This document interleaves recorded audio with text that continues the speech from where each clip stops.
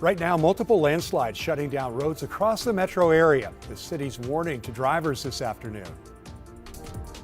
We got a major windstorm going on, trees down all over the road, and Hannah's in labor. Plus, a woman went into labor during Washington's windstorm. Emergency crews helped her through the stressful trek to the hospital. And we're tracking new details on the 6 U.S. service members killed in a military plane crash in the Middle East, including an Air Force captain from Washington. Plus, a hiker rescued after falling down a cliff on a popular hike along the Oregon coast. Details on the rescue now at noon.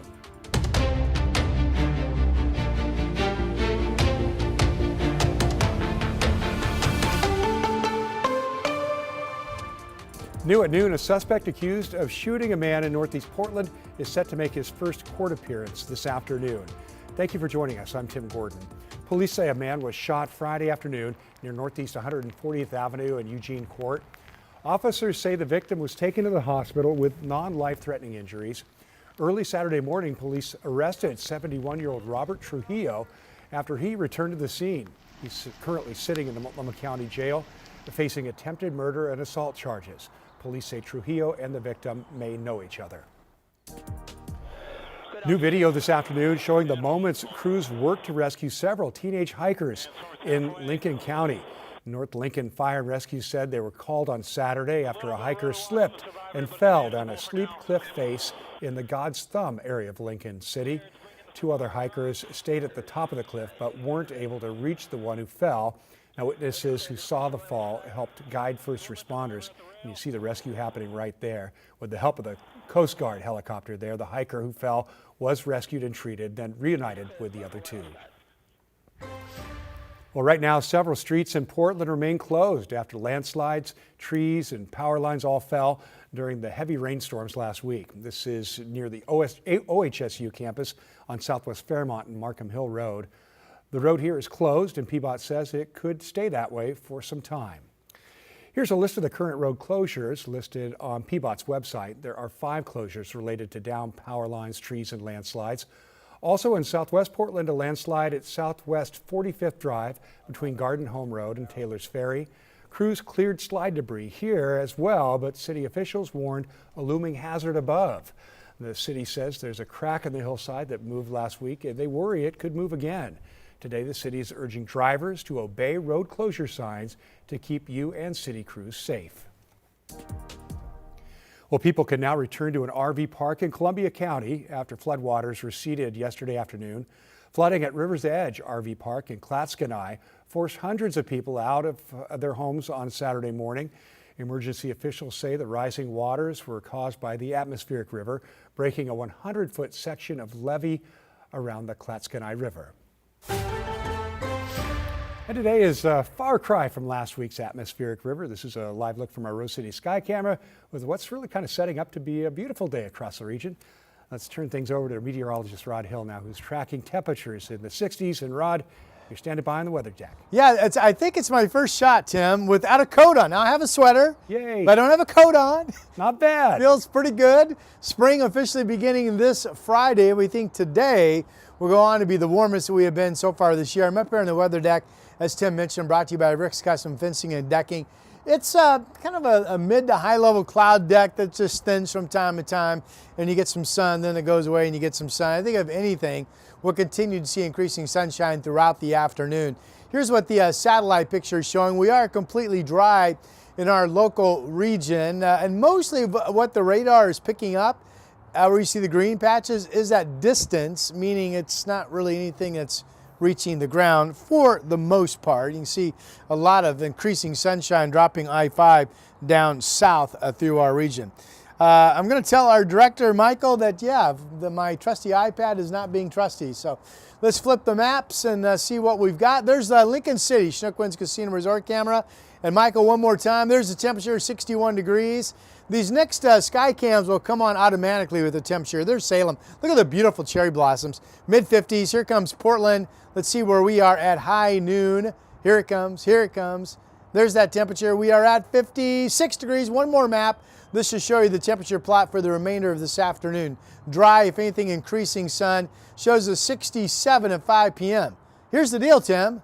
We haven't been any warmer than 62 yet this year. So we're going to go past that. Wow. Hope you make time to enjoy part of the afternoon today. Back to you. Absolutely. All right, Rod, thanks very much. And now turning to Washington state and federal officials are remembering Captain Ariana Savino. She was one of the 6 people killed when an Air Force refueling plane crashed over western Iraq last Thursday. Captain Savino, originally from Covington, was featured in an online military photo series just last year. She was described as a boom operator. Washington Senator Patty Murray says she's, quote, deeply grateful for her courage and sacrifice in service to our country.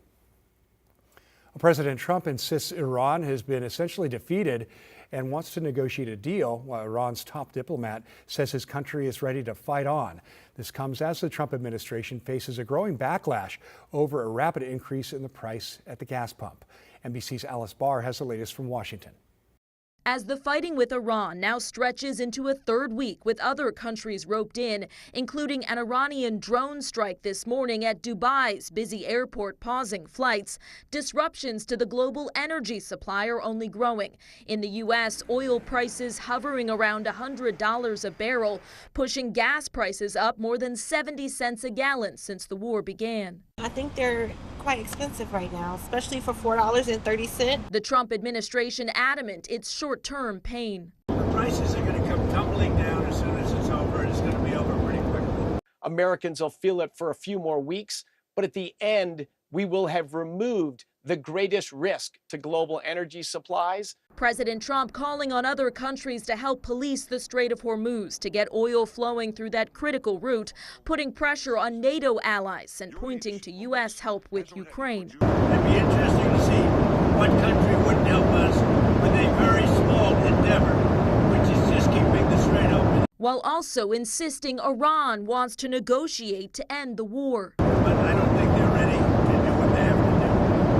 But I think they will be ready at some point. Iran's foreign minister rejecting that. No, we never asked for a ceasefire, and we have never asked even for negotiation.